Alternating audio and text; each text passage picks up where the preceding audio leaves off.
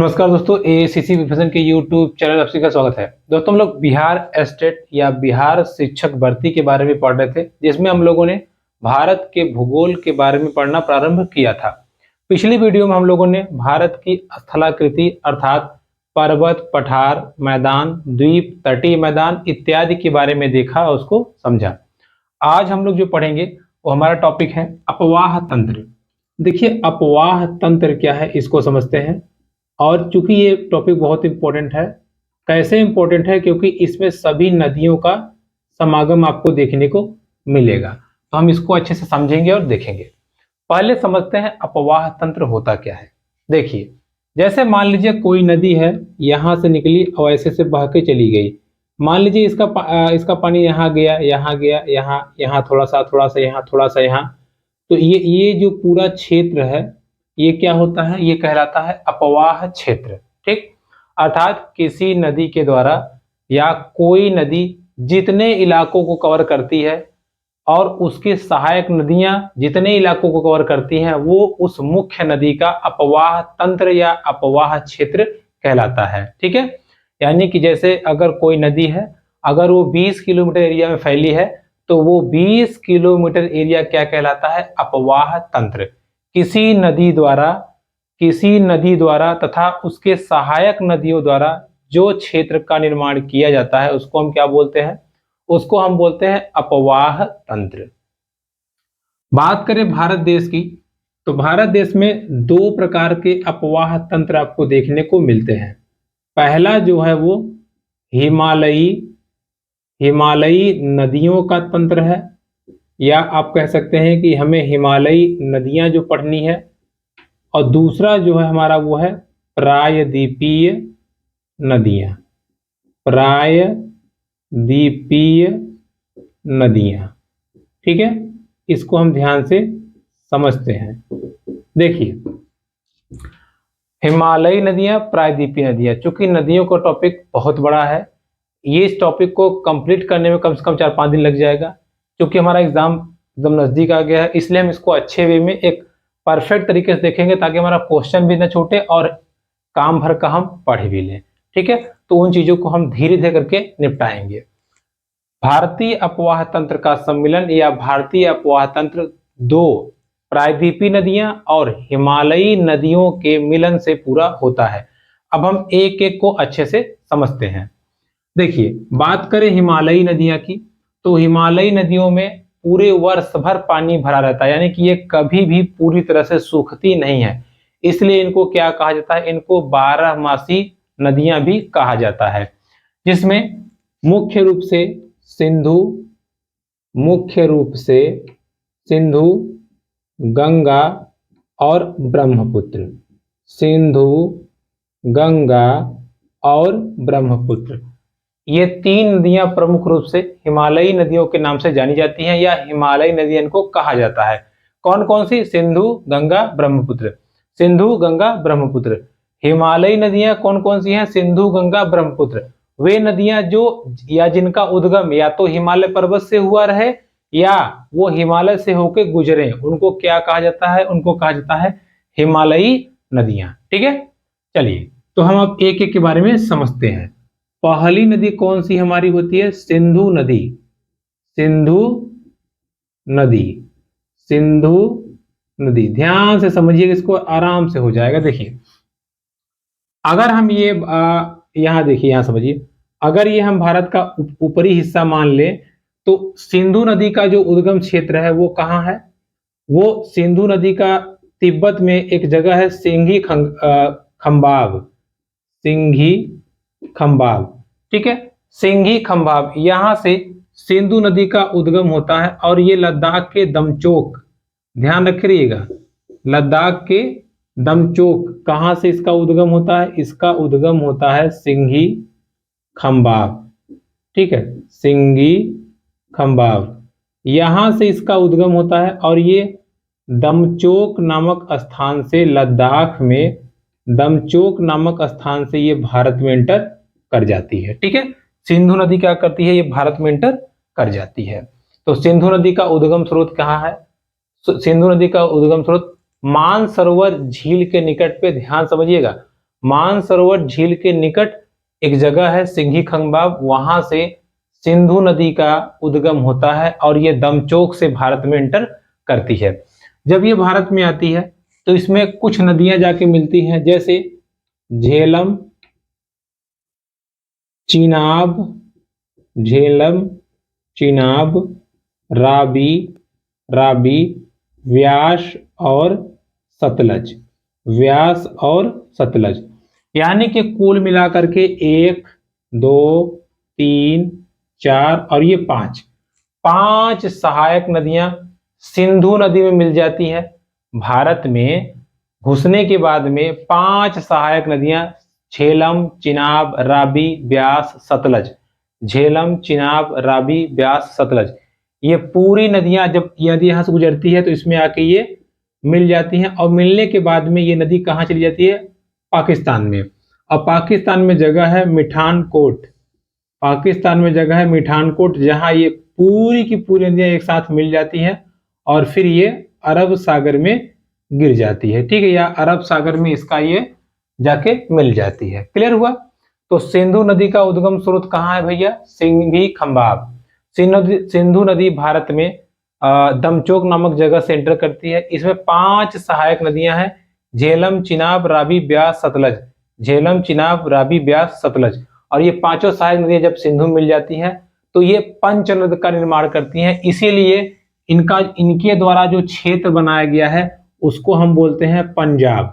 ठीक है, यानी कि पंजाब मतलब पंचनद या 5 नदियों वाला क्षेत्र पंजाब। ठीक है, और जब ये 5 नदियां मिल जाती हैं तो ये पूरी नदियां जाके कहाँ मिलती हैं? लास्ट में मिठानकोट में, पाकिस्तान में जगह है मिठानकोट में, जहां पांचों की पांचों नदियां सिंधु से मिल जाती हैं और फाइनली सिंधु नदी अरब सागर में जाके मिल जाती है। क्लियर? इतना हमको जानना था सिंधु से। अब देखिए, इसके बाद मैंने आपको बताया था कि सिंधु नदी लद्दाख श्रेणियों को काटते हुए क्या बनाती है? यू शेप का गार्ज बनाती है, जो संसार का सबसे गहरा गार्ज है। ठीक है, इसको आप ध्यान रखे रहिएगा। अब आगे बढ़ते हैं। देखिए, इसकी ही सिंधु की एक सहायक नदी जो है इसमें सतलज, बहुत ध्यान समझिएगा। सतलज नदी सिंधु की सहायक नदी है सतलज। सतलज पर एक बहुत बड़ा बांध बनाया गया है जिसका नाम है भाखड़ा, भाखड़ा नागल बांध, भाखड़ा नागल बांध। ठीक है, भाखड़ा नागल बांध कहाँ है? सतलुज नदी पर। और सतलुज नदी का उद्गम स्रोत है राकसताल झील, राकसताल झील। ये भी कहां से है? ये भी आपका चाइना से ही है। ठीक है, इसलिए बता रहे हैं क्योंकि देखिए ये भी इंपॉर्टेंट है, बट सबसे इंपॉर्टेंट ये है। ठीक है, सतलुज नदी पर भाखड़ा नागल डैम बना हुआ है, जो संसार का सबसे भारी बांध है या सबसे ज्यादा गुरुत्व वाला बांध है। भ से भारी, भ से भाखड़ा बांध। अब ये जब बांध बना दिया गया, इतना भारी बांध बना देंगे तो इसमें पानी इकट्ठा हो जाएगा, बहुत सारा पानी, बहुत सारा पानी। और इसी पानी को एक नहर बना करके कहाँ भेजा जाता है? राजस्थान। कहाँ भेजा जाता है? राजस्थान। ठीक है, तो इंदिरा गांधी नहर, इस नहर का नाम क्या है? इंदिरा गांधी नहर, IGN। ठीक है, ये आप ध्यान रख रहिएगा। सतलुज नदी पर भाखड़ा नागल बांध है, जो संसार का सबसे भारी बांध, सबसे बड़ा बांध, या आप कह सकते हो सबसे वजनी बांध। ठीक है, बनाया गया है। उसी बांध की मदद से इंदिरा गांधी नहर निकली है। इंदिरा गांधी नहर निकली है जो कहाँ गई है? इंदिरा गांधी निकल के कहाँ गई है? वो आपकी गई है राजस्थान में। ठीक है, इसको आप ध्यान रखिएगा। और इसी को ये बोलते हैं गोविंद बल्लभ पंत सागर। ठीक है, जीपीएस, गोविंद बल्लभ पंत सागर। तो यहां से 3-4 क्वेश्चन बन जाते हैं। सतलुज नदी पर भाखड़ा नागल बांध है, इंदिरा गांधी नहर के द्वारा राजस्थान पानी पहुंचाया जाता है, जीपीएस मतलब गोविंद बल्लभ पंत सागर भी इसी बांध की मदद से बनाया गया है। क्लियर हुआ? तो ये बात हो गई किसकी? सिंधु नदी की। चलिए अब आगे बढ़ते हैं। सिंधु के बाद हम चर्चा करते हैं ब्रह्मपुत्र नदी। देखिए, एक एक के बारे में थोड़ा सा जानकारी हमें जानना बहुत जरूरी है, तभी जाके अपवाह क्षेत्र हमारा टॉपिक पूरा होगा। दूसरा हमारा क्या आता है? ब्रह्मपुत्र नदी, ब्रह्मपुत्र नदी। देखिए, ब्रह्मपुत्र नदी भी मानसरोवर झील से, ये देखिए सब तीनों की तीनों नदियां एक ही जगह से निकलती हैं। मानसरोवर झील के चेमा युंगडुंग, देखिए मानसरोवर झील के निकट से चेमा युंगडुंग जगह है, वहां से ये नदियां निकलती है। ठीक है, देखिए चेमायुंगडुंग से ये नदी निकलती है। अब जब ये चेमायुंगडुंग से निकलती है तो इसके बाद में ये ऐसे ऐसे लहराते हुए आती है, लहराते हुए। ठीक है, तो अब देखिए आप यहाँ पे ऐसे लहराते हुए आ रही है, सांप की तरह चल रही है। तो इस नदी को सांगपो नाम से भी जाना जाता है। ठीक है, किस नाम से जाना जाता है? सांगपो। कहां पर? भारत के बाहर, चाइना में, चाइना में। ठीक है, चेमायुंगडुंग से ब्रह्मपुत्र नदी निकलती है, जिसको सांगपो नाम से भी जाना जाता है। और ये नदी अरुणाचल प्रदेश में देहांग दर्रे से कहाँ एंटर करती है? भारत में। देहांग दर्रे से कहाँ एंटर करती है?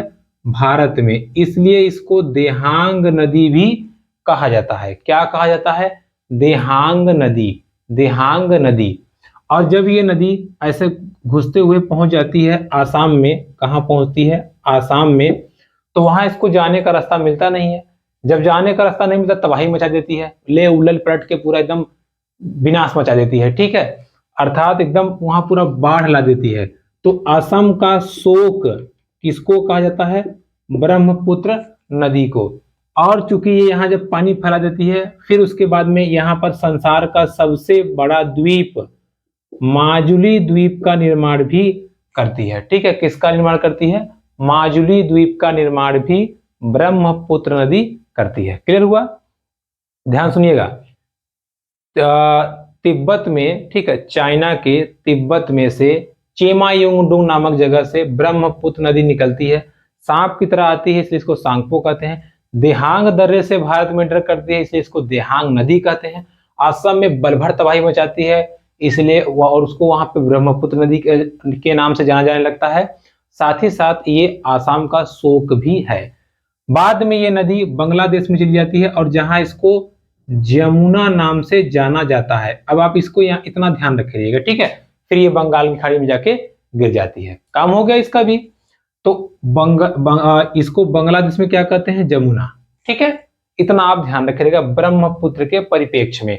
तो ब्रह्मपुत्र का नाम ही देहांग नदी है, इसका ही नाम सांगपो है, और इसको ही चेमायुंगडुंग से ये निकलती है। फाइनली ये असम में तबाही मचाती है, तो असम का शोक होता है, और फिर ये माजुली द्वीप का, जो कि संसार का सबसे बड़ा द्वीप है, उसका निर्माण करती है। ओके, चलिए ये ध्यान रखिएगा कि इसको बांग्लादेश में क्या कहते हैं? जमुना। चलिए हम यहाँ लिख देते हैं ताकि आपको याद रहे। इसको बांग्लादेश में किस नाम से जाना जाता है?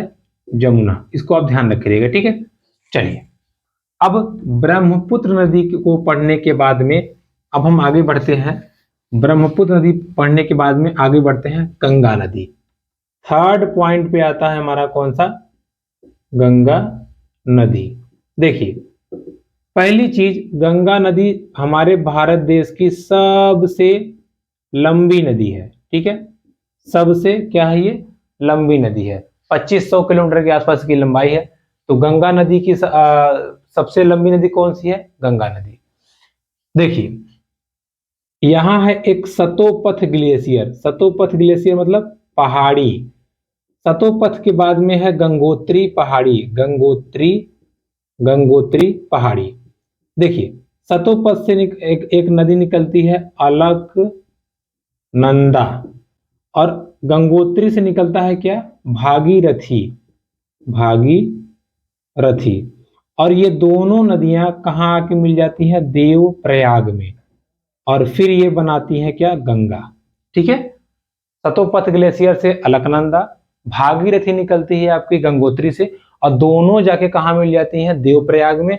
और अब ये निर्माण कर देती है किसका? गंगा नदी का। चूंकि भागीरथी का योगदान ज्यादा होता है, इसलिए हम मानते हैं कि गंगा का जो उद्गम स्रोत है वो कहां से है? गंगोत्री से है। इसको उतनी वरीयता नहीं दी जाती। ठीक है, तो सतोपथ ग्लेशियर से अलकनंदा, और उसके बाद में गंगोत्री से आपकी निकलती है भागीरथी, और ये दोनों नदियां जाके मिल जाती हैं, और फाइनली गंगा का निर्माण होता है और अब गंगा नदी यहां से आगे बढ़ती है। ठीक है, यही भागीरथी नदी पर उत्तराखंड में एक बांध बनाया गया है, टिहरी बांध। ये आपको कहाँ है? यूके में। टिहरी बांध भारत का सबसे ऊंचा बांध है और कहाँ है ये? उत्तराखंड में। किस नदी पे है? भागीरथी नदी पे। ठीक है, देखिए देवप्रयाग के बाद में ये नदी कहां पहुंचती है? हरिद्वार। हरिद्वार, देखिए हरिद्वार से पहले ये नदी पहाड़ी इलाकों में चलती है, लेकिन जैसे ही हरिद्वार आती है अब ये मैदानी इलाके में चलती है। ठीक है, यानी कि अब यहां से समतल इसको जगह मिल जाता है। तो आपसे पूछता है कि गंगा नदी किस जगह से या कहां से मैदानी इलाकों में एंटर करती है? तो कहां से करती है? हरिद्वार से। ठीक है, हरिद्वार से। इसके बाद में यूपी बिहार होते हुए पश्चिम बंगाल ये चली जाती है। ठीक है, पश्चिम बंगाल में ये दो भागों में टूट जाती है, एक आपका हुगली है, एक आपका हुगली है और दूसरा आपका भागीरथी है। और ये फिर फाइनली चली जाती है कहाँ? बांग्लादेश में। कहाँ चली जाती है? बांग्लादेश में। ठीक है, अभी हम आपको और समझाते हैं, पहले कुछ चीजें समझ लीजिए। तो देखिए अब गंगा नदी कहां से निकली? गंगोत्री से। कहां चली गई? बांग्लादेश में। कहां चली गई? बांग्लादेश में। बांग्लादेश में ये फरक्का नामक जगह है, कलकत्ता के आसपास है, वहां पे ये दो भागों में फट जाती है, फरक्का से फट जाती है, एक हुगली और एक भागीरथी के नाम से आगे बढ़ती है। अभी मैंने आपको कुछ देर पहले बताया था कि यहां से एक नदी आती है ब्रह्मपुत्र, जिसका नाम क्या था? जमुना। और जब ये गंगा नदी से मिलती है तो यहाँ पर बहुत भारी जमीन का निर्माण करती है, बहुत भारी हिस्सा। ठीक है, एकदम मुलायम मिट्टी, जिसको क्या बोलते हैं? जिसको बोलते हैं डेल्टा। डेल्टा, और ये डेल्टा कौन सा? सुंदरवन डेल्टा। सुंदरवन डेल्टा। ठीक है, संसार का सबसे बड़ा डेल्टा सुंदरवन डेल्टा किस नदी से बनता है? ब्रह्मपुत्र और गंगा से। ब्रह्मपुत्र और गंगा, और दोनों का एक सम्मिलित नाम है पद्मा। ठीक है, ये आप ध्यान रखिएगा, पद्मा नदी। ठीक है, तो पद्मा नदी के नाम से भी इनको जाना जाता है, या इनके मिलन को हम पद्मा नदी के नाम से भी जानते हैं। और जब ये नदी पद्मा आगे बढ़ती है तो इसको बांग्लादेश में मेघना के नाम से भी जाना जाता है। ठीक है, मेघना के नाम से भी जाना जाता है। अब देखिए आप कंफ्यूज हो गए होंगे, इतना सारा नाम समझाते हैं। जब गंगोत्री से गंगा नदी आगे निकलती है, हरिद्वार से होते हुए जब ये पश्चिम बंगाल में पहुंचती है तो दो भाग में बट जाती है। एक हुगली वाला भाग जिसके किनारे कलकत्ता शहर बसा हुआ है, दूसरा भाग जब आगे बढ़ता है तो पश्चिम बंगाल में उसको पद्मा नाम से जानते हैं। ठीक है, ये जो गंगा है इसका नाम बदल के क्या हो गया? पद्मा। और ये जो ब्रह्मपुत्र है इसका नाम क्या हो गया बदल के? यमुना। क्या हो गया? यमुना। ये दोनों जहां मिलते हैं वहां बहुत भारी डेल्टा का निर्माण करते हैं, जिस डेल्टा का नाम क्या है? सुंदरवन डेल्टा, जहां पर सुंदरी वृक्ष भी पाए जाते हैं। और उसके बाद में इस नदी को किस नाम से जाना जाता है? मेघना के नाम से। ठीक है, मेघना के नाम से गंगा नदी को जाना जाता है। ठीक है, अब देखिए गंगा नदी में अगर हम इधर से चलें, ऐसे ऐसे बढ़े आगे ऐसे, तो हम देखेंगे ये जो हाथ है ये दायां है और ये जो हाथ है ये बायां है। ठीक है, ये जो हाथ है दायां है और ये जो बायां है। तो कुछ नदियां दाएं तट से आके मिलती हैं, कुछ बाएं तट से आके मिलती हैं, उनको हम समझ लेते हैं। देखिए बाएं तट से यानी कि ऊपर से जो नदी आती है, ऊपर से बाएं हम समझिएगा, बाएं तट से यानी कि ऊपर से जो नदियां आती हैं उनमें है राम गंगा, गंडक, गोमती और घाघरा, और एक नदी है कोशी।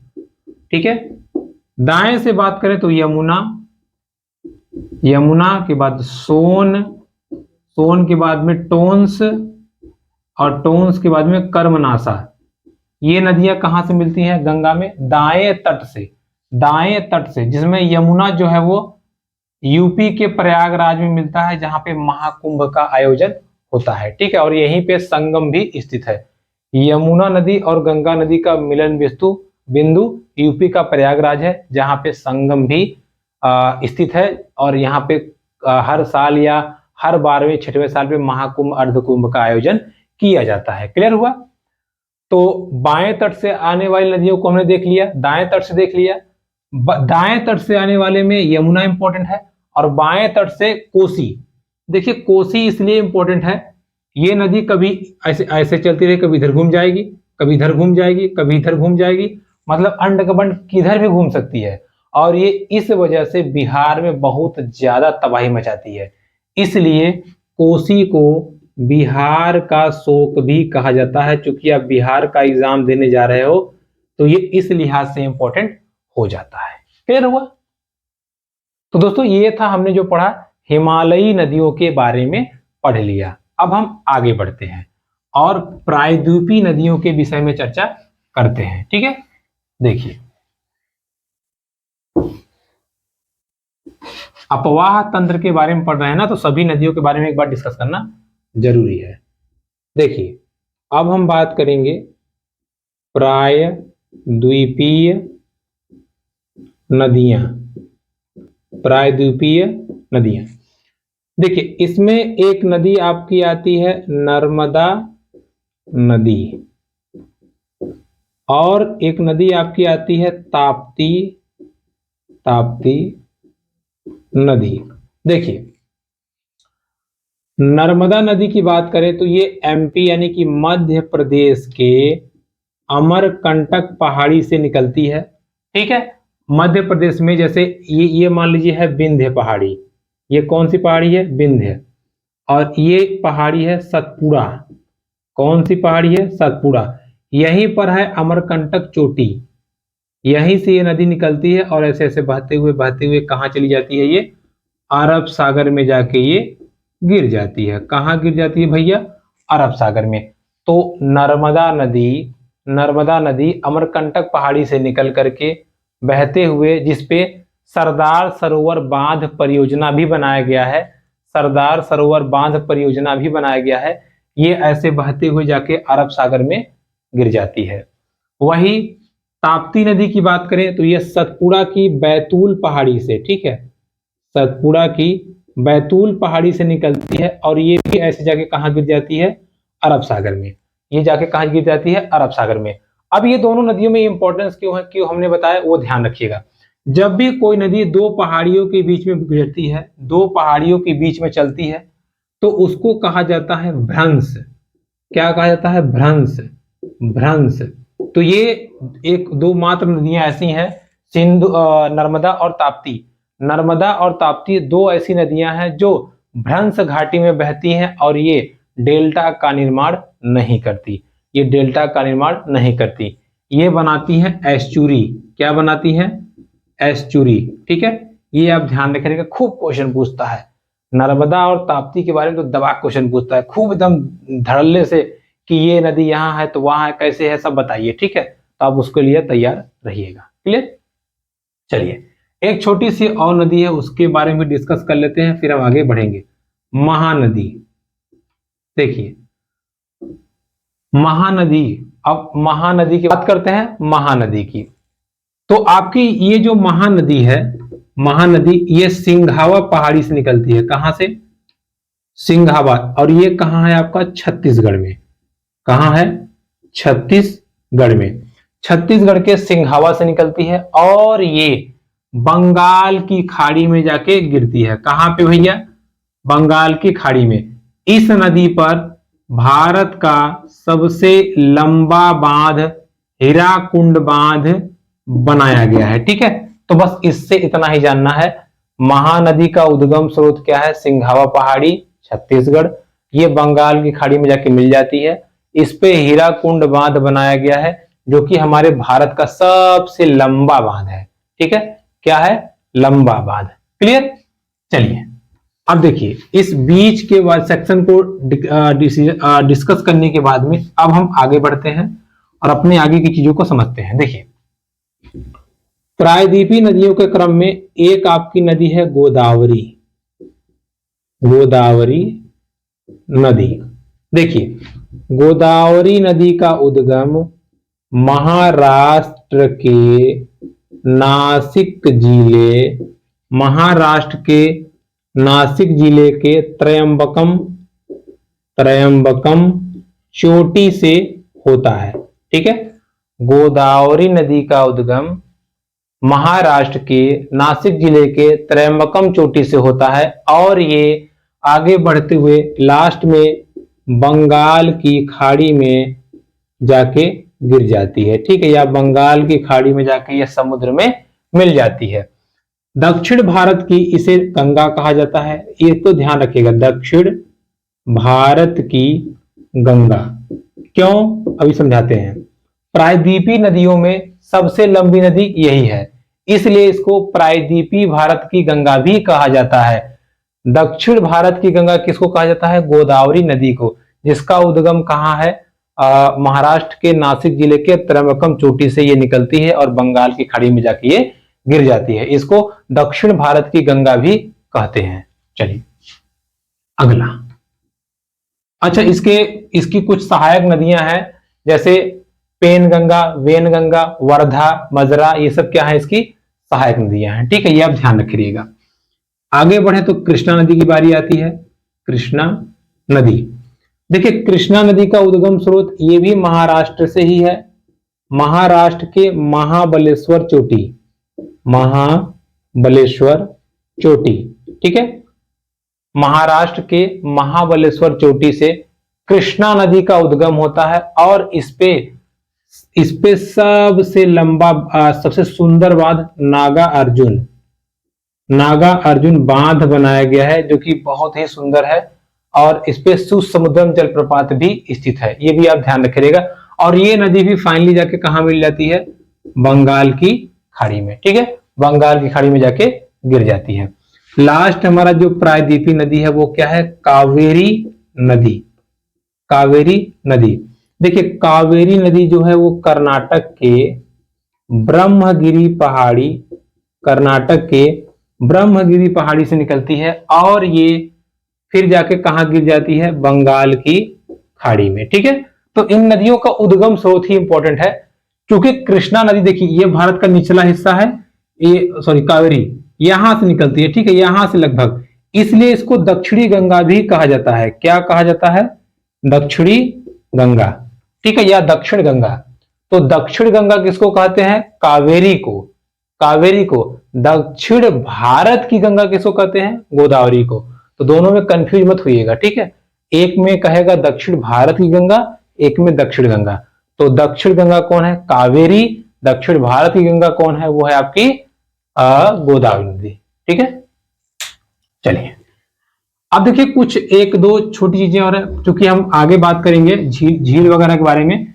इसमें एक बात करते हैं लूनी नदी। ठीक है, देखिए लूनी नदी आपकी गुजरात में देखने को मिलती है और ये गुजरात के कच्छ के रण में जाकर के लुप्त हो जाती है। ठीक है, गुजरात के कच्छ के रण में ये नदी जाके लुप्त हो जाती है, तो इसको भी आप ध्यान रखिएगा। लूनी नदी एकमात्र ऐसी नदी है जो एक जगह से निकल करके दूसरे जगह पे लुप्त हो जाती है। ये किसी भी समुद्र में नहीं मिलती, किसी भी नदी में नहीं मिलती, ये ऑटोमेटिक जमीन से निकल के जमीन पर ही खत्म हो जाती है। इसलिए हम लूनी नदी को इंपॉर्टेंट है, इसको थोड़ा सा ध्यान रखेंगे। ठीक है, तो दोस्तों आज की वीडियो हमने प्रायद्वीपीय नदियां और हिमालय नदियों के बारे में डिस्कस किया। इसके आगे हम लोग अगली वीडियो में पढ़ेंगे। वीडियो पसंद आए तो प्लीज लाइक, कमेंट, सब्सक्राइब मेरे चैनल। धन्यवाद।